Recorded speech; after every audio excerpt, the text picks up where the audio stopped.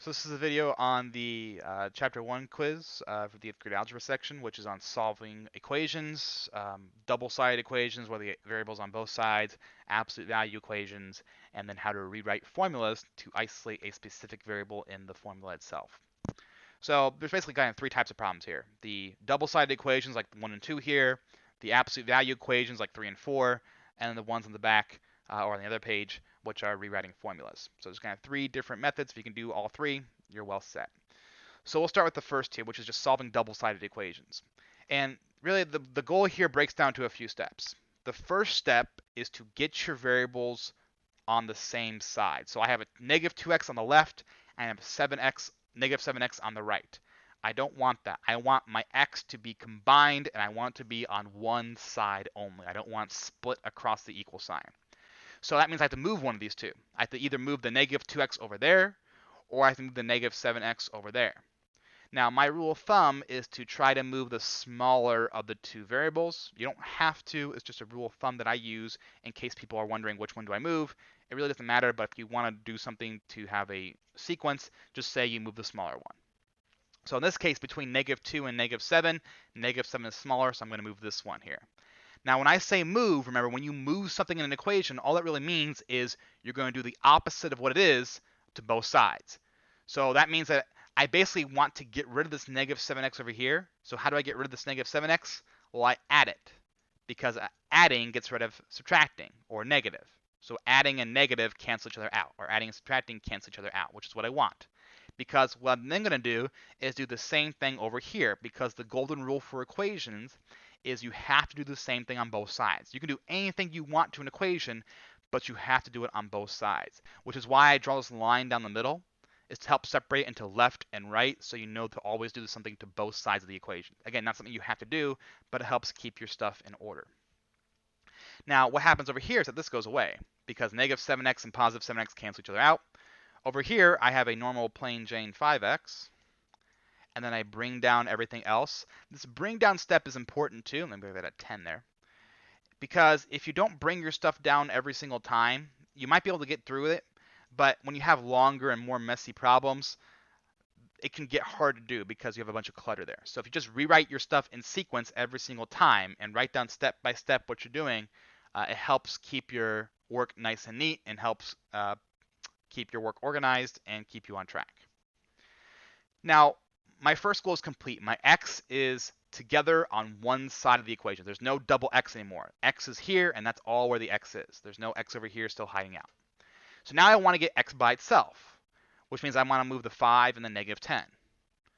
So you always start by moving the subtraction or addition number first, because if you don't, when I go to move this 5, remember this 5 is being multiplied to the x, so when I go to move it, I have to divide.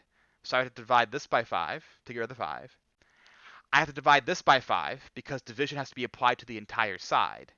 And I have to divide this by 5. That's 3 divisions that I really don't want to do. So I'm going to move the negative 10 or the minus 10 first. That way when I divide, I have to divide less. So how do I get rid of subtracting by 10? Well, you add 10. So I have 5x equals, and then negative 25 plus 10 is negative 15. Again, doing it to both sides of the equation, so that way one side cancels out and the other side just gets combined in there. Now this is 5 times x. How do you get rid of timesing? Well, you divide. So you divide by 5, and you get x equals negative 3. Now the reason I divided in this step, this is where some people get mixed up. I divided here, not subtracted, because I want to move just the 5. I don't want to move the x with it. I want to move just the 5, so I'm going to divide, because division allows me to move just the 5. Here, I added the entire 7x because I want to move the x along with it. So the way you know when to divide and multiply by a number, or when to divide and add a number or subtract a number, is that if you want to move the variable along with the number, then you're going to add or subtract. That will move the variable along with it. If you just want to move the number, like what we did down here, if you just want to move the 5 and keep the x where it's at, then you divide or sometimes multiply, because that will move just the number. It won't affect the variable. On the second one here, again, same idea. I want to move the smaller of the two x's, so negative 6x is smaller, so I'm going to move that one. So I'm adding 6x, 6x, add 6x. This goes away. Bring down my stuff. This is going to be 13x plus 20. And then I subtract the 20 to get rid of the plus. So I have 13x over on this side. Now 7 minus 20 is going to be negative 13. Make sure you remember your signs there. And then to get rid of just the 13, I don't want to move the x, I just want to move the 13. I'm going to divide by 13, divide by 13, and I get negative 1 is equal to x. That's all there is to it there. So again, the steps are pick your two variables and get them on one side. So in this case, I move the negative 6x over to the 7x. In this case, I move the negative 7x over to the negative 2x. Doesn't matter which way you move them, as long as you move the variables to one side. That way, in your second step, you just have one variable on one side and then can proceed with solving for it by moving all the other numbers away from it. Usually involves adding and dividing or subtracting and dividing for the most part. There might be a multiplication instead of division, but for the most part, it's going to be add and divide or subtract and divide to get that x by itself at the end. Now for the absolute value ones, these are a little bit trickier because absolute value is tricky. If you don't remember what absolute value is, all absolute value does, so if the absolute value of a number, let me make that a little bit better. Absolute values are nice straight lines. So let me see if I can get a nice straight line. The absolute value of any number, it's the number symbol there in case you don't know. The absolute value of any number is simply the positive version of the number. So the absolute value of negative 3 is 3. The absolute value of positive 3 is still 3. All it does is just change the number to make it the positive version. Which means when solving the equation, it becomes a little tricky. Because what this means is that the absolute value of this chunk is 29. Well, there's two possibilities here then. If this chunk is 29, then it works, right? Because the absolute value of 29 is 29. So if I know what x number makes this chunk 29, that's one answer. But this chunk could also be negative 29 too. If I, for some reason, found out what x value makes this chunk negative 29, the absolute value of negative 29 is also 29. So that works just as well. Let me get rid of that little tag there. So there's actually two answers for this. What x makes this inside chunk 29, and what x makes this inside chunk negative 29.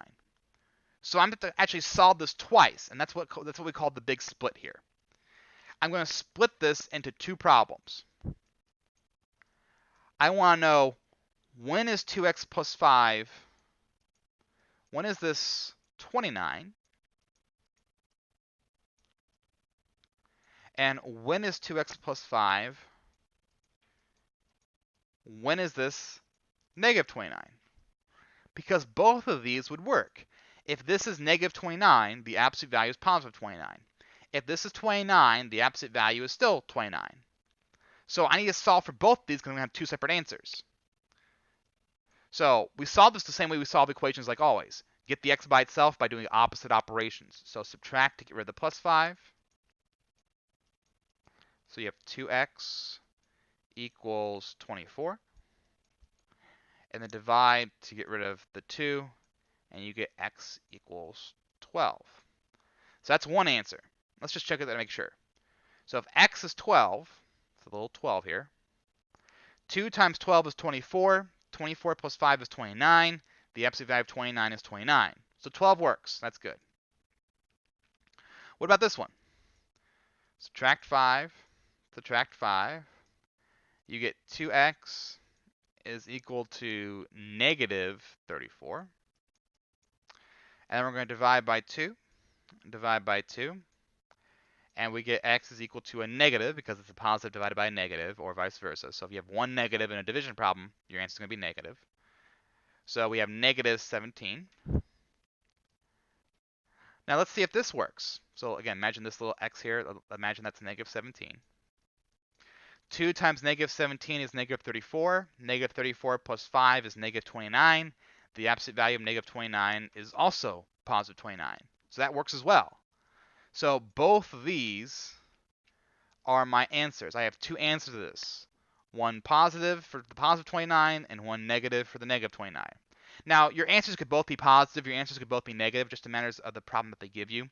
But you always are going to have, well, most of the time you're going to have two of them. The only time you won't have two would be if the absolute value of something is equal to 0, because there's only one way to get the absolute value of 0, and that's by having 0, because there is no positive or negative 0. But for the most part, you're going to have two answers. One for when you're equal to the positive version, and one for when you're equal to the negative version. So like for example, in this case, again, this inside chunk, that could be positive 9, or this inside chunk could be negative 9 because the absolute value is going to make it positive anyway. So we split it into two problems. When is this chunk equal to positive 9, and when is it equal to negative 9? Well, let's solve the two chunks. Subtract the 3 to get rid of the plus. We get 3x is equal to 6, and then divide by 3. And we get x is equal to 2. Well, let's check that. 3 times 2, that's 6.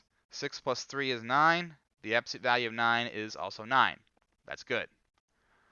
What about this one? Minus 3, minus 3. So we get 3x is equal to negative 12. And then we divide by 3. And then we get x is equal to negative 4. Well, let's check this one here. 3 times negative 4 is negative 12. Negative 12 plus 3 is negative 9. The absolute value of negative 9 is positive 9. So that also works. So both of these are my two answers, 2 and negative 4, because they both give me the absolute value of 9 when I plug them in. Now 5 and 6 are like the first two. Double-sided equation. Nothing really special here. So going back to what we did for the first two problems, negative 2 is smaller than positive 4, so I'm going to move that. So plus 2x, plus 2x. This goes away, which is good. I have 2 is equal to 74 plus 6x. Subtract 74, subtract 74. We get negative 72 is equal to 6x. And we divide by 6. Now, sometimes I just write one big bar rather than two bars. This still means divide both sides by 6. It's just a different way of writing it. And we get negative 12 is equal to x. If you want to check your answer, just plug in negative 12 for both x's, and you get the same thing on both sides, and you know that it works.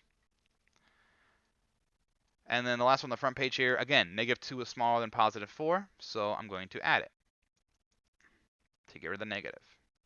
If it was a positive 2, I of course would have subtracted it, but it's not. So, and then you get 6x, not 4x anymore, but 6x minus 12. And then we add 12 to both sides. And over here we get 6x. And over here we get 8. Then I'm going to divide both sides by 6. So again, another way of writing the division symbol on both sides, just like this. Now this comes out to be a decimal.